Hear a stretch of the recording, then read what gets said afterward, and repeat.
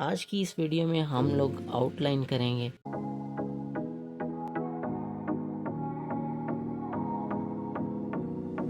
अस्सलाम वालेकुम।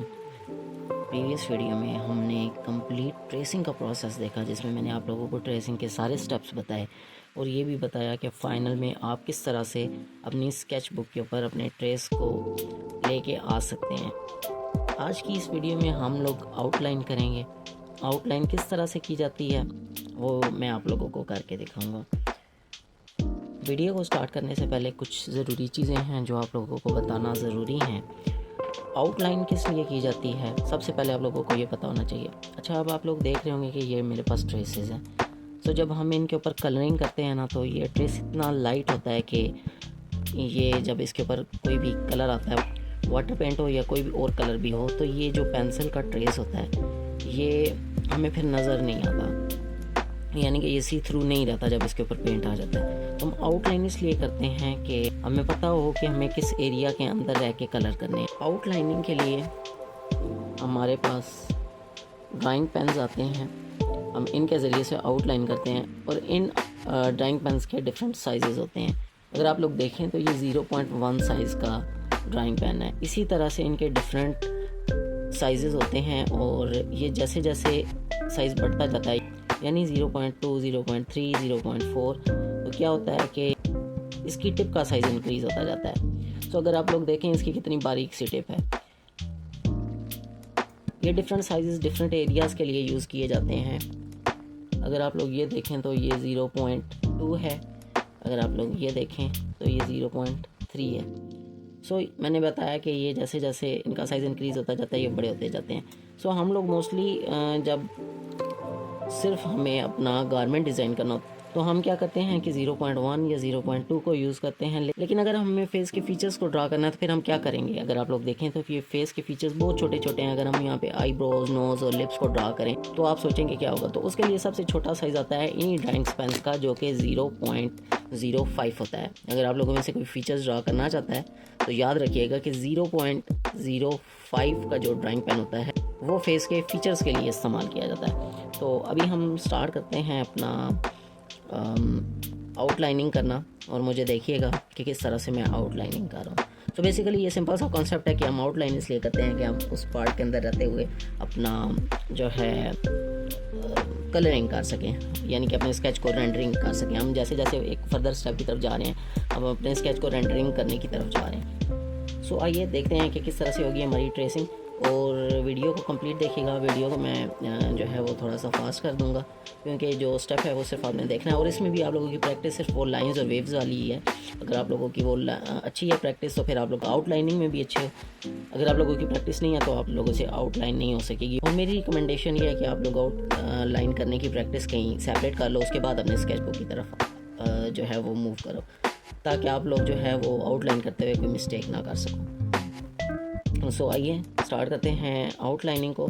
देखिएगा इसको और ये लाजमी देखिएगा कि मैं आउटलाइन करने के बाद क्या करने वाला हूँ, क्योंकि ये चीज़ ज़रूरी है कि आउटलाइन के बाद क्या होने जा रहा है। सो आइए स्टार्ट करते हैं। और इसके लिए मैं जो पेन ले रहा हूँ ड्राइंग का वो 0.3 साइज़ का ले रहा हूँ।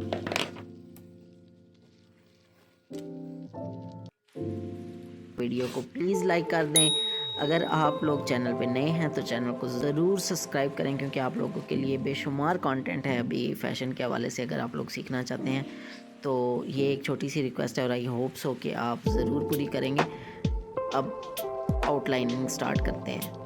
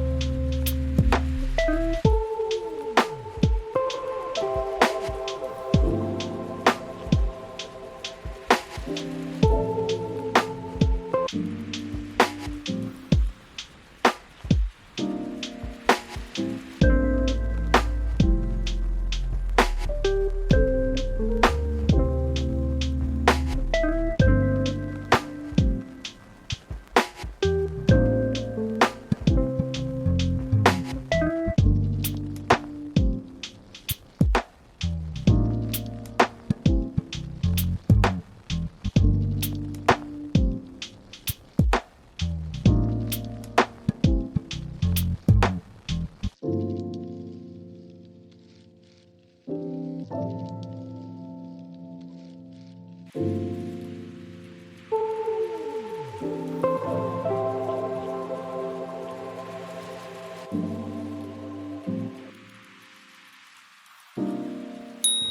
ये हमारी ट्रेसिंग डन हो चुकी है। ट्रेसिंग करने के बाद हमारे पास एक फाइनल प्रोसेस होता है जिसमें हमें क्या करना होता है कि ट्रेसिंग कर लेने के बाद हम इसको एक दफ़ा इरेज करते हैं।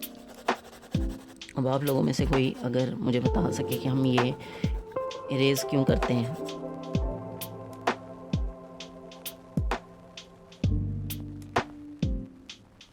आउटलाइन करने के बाद हम लोग इरेज इसलिए करते हैं कि जो हमारा पेंसिल का ट्रेस होता है उसकी जो अननेसेसरी लाइंस नीचे रह गई हैं वो रिमूव हो सकें और हमें जो है वो नीट और क्लीन अपना स्केच मिल जाए।